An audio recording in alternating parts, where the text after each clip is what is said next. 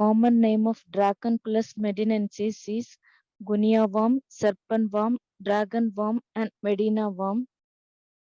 The geographical distribution is seen in India, Pakistan, Burma, Saudi Arabia, Iran, Iraq, and West Indies, etc. The habitat of Dracunculus medinensis is seen in the adult female worm. It is mainly seen in subcutaneous tissue such as legs, arms, and back in human beings. Morphology of male worm is 12 to 30 mm in length, 0.4 mm in breadth, and lifespan is not more than 6 months. The female worm is longer and it measures about 60 centimeter to 1 meter. It is cylindrical, smooth, and it is milk white in color, and it is viviparous. The female worm, it will produce a body fluid toxic, and it will produce a blister-like formation. The lifespan of female worm is about 1 year. Embryos is coiled bodies which has a rounded heads and long slender tapering tails. Next one is the life cycle of Dracunculus medinensis. The definitive host is the man. Intermediate host is the cyclos. The mode of transmission, mainly it occurred by drinking unfiltered water containing infected cyclos. The incubation period of Dracunculus medinensis is about 1 year. Next one is the transmission of life cycle of guinea worm. Mainly it is transmitted by infected water containing infected cyclos. First one is the development of adult worm, which is seen in man. When water containing infected cyclos, which is swallowed by man, the cyclops will be killed by the gastric acidity. In that, the guinea worm will be present and the hemosyl is released. Then that the larvae will penetrate into the duodenum. From the duodenum, it will reach into the retroperitoneal and subcutaneous tissue. Here, the larvae will develop into male and female adult. It will take about 3 to 4 months. After mating, the male worm will die and the female worm will enter into the subcutaneous tissue.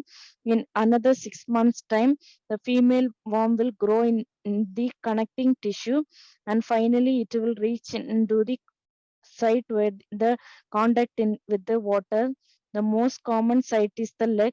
Sometimes other regions such as arms, shoulder, buttocks, genitalia also will be affected.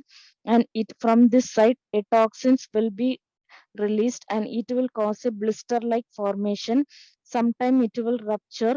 From the rupture site, a milky white fluid will come. From it contains L1 stage larva.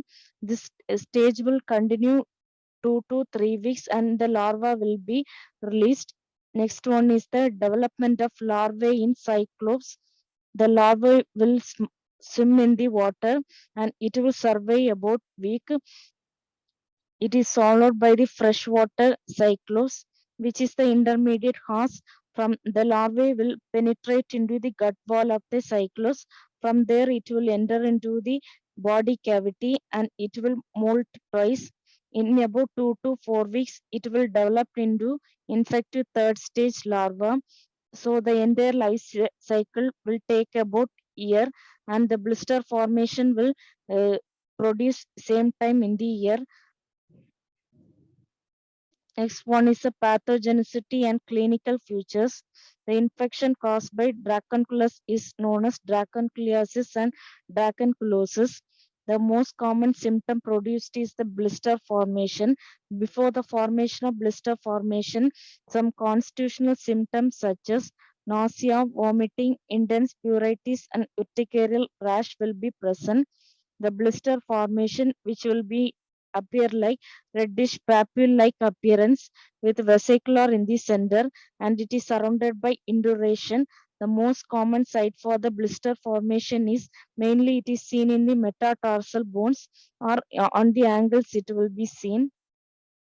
The fluid in the blister which will appear like yellowish liquid that contains polymorphs, eosinophils, and mononuclear cells.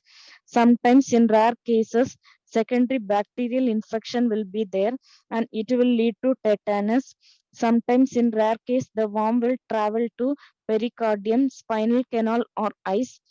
Dracunculiasis usually it will last only for 1 to 3 months. Next one is the laboratory diagnosis of dracunculiasis. Mainly the detection of adult worm. It is seen in the base of the ulcer. The diagnosis is done by the worm will project in the base of the ulcer. From this way, the worm can be detected. Next one is the detection of larva is done under the microscope. By bathing the ulcer with water, the worm can be induced to release the embryo. Through this way, the larva can be detected. Calcified worms will be seen under the X-ray. Skin test is done. Guinea worm antigen is injected intradermally, which will elicit positive response. Serological test is done to detect antibodies. Serological tests such as ELISA and immunofluorescence assay is done. In blood test, eosinophilia is seen. Next one is the treatment. The treatment is surgical removal of worm is used. Is the most common method of treatment. Another treatment is for removal of worm. The best method is ancient technique of patiently twisting it around a stick. It will take about 15 to 20 days to extract the whole worm. Next one is the prophylaxis. Protected pipe water supply is done to prevent the infection by destroying the cyclops in water. By using chemical treatment such as abate is used to prevent the infection.